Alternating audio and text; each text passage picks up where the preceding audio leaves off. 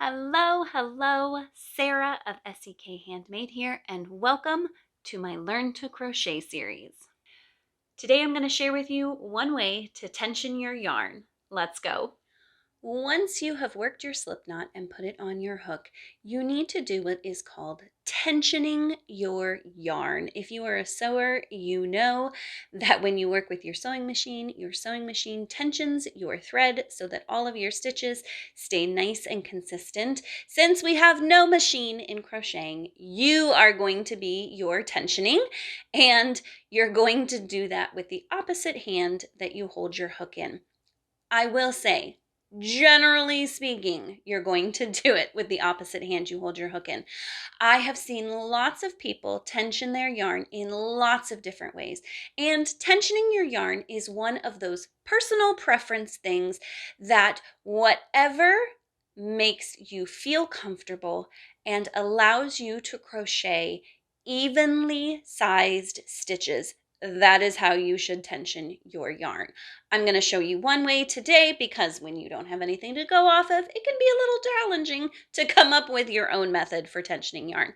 But play around with this, and if you find a slight variation or something totally different that makes you most comfortable and gives you the most beautiful stitches, then that is absolutely what you should go with. Now, you have two ends of your yarn here, your tail and your working yarn. When you are tensioning your yarn, be sure that you're tensioning your working yarn, and that's the one that's coming from your ball of yarn. If you don't and accidentally tension your tail, you will run out of yarn very quickly. That is one of the reasons that I recommend leaving a shorter tail on your crochet projects, unless your crochet project specifically recommends leaving a long tail for something like seaming, because if you leave a nice short tail, when you go to tension your yarn, you're gonna run out of the tail before you even get your yarn tensioned, and you're gonna know you're grabbing the wrong thing. If you have a really long tail, sometimes you can tension your yarn, get a few stitches in, and then realize that you've grabbed the wrong thing, and that can be really frustrating because then you have to back up. So make sure you have your working yarn. You could even grab your tail in your hand with your crochet hook so you don't accidentally grab it. So to tension your yarn, you're going to put your hand palm up, and you're going to wrap your working yarn around your pinky from bottom to top and then back towards the front.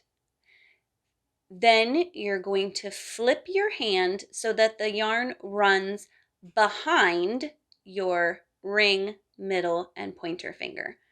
Then you're going to tuck your pointer finger underneath that yarn and flip your hand back away from you. And that is how I tension my yarn. Because of this method of tensioning my yarn, I need my pointer finger to hold my yarn. And so that means when I pinch my work, I'm going to pinch with my thumb and my middle finger. This is something that is a little out of the ordinary. Most people are used to pinching with their pointer finger and thumb, so it takes a little getting used to, but make sure you practice tensioning with your pointer finger and then pinching with your thumb and middle finger there. One more time, let's tension our yarn. Take your working yarn and wrap it from bottom to top around your pinky, behind and back towards the front. Flip your hand away from you so that the yarn is behind all three of your other fingers. Take your pointer finger and slide it underneath your yarn.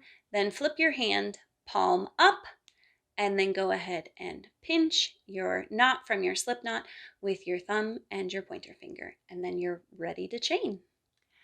I hope you found this tutorial helpful. If you did, I would love it if you would like this video, subscribe to my channel, and turn on notifications. And then be sure to check out the rest of my Learn to Crochet playlist. There are lots of tutorials and tips there to help you work through all the beginning stages of learning to crochet. It is always my goal to help you grow confidently in your craft. Thank you so much for joining me, and happy crafting!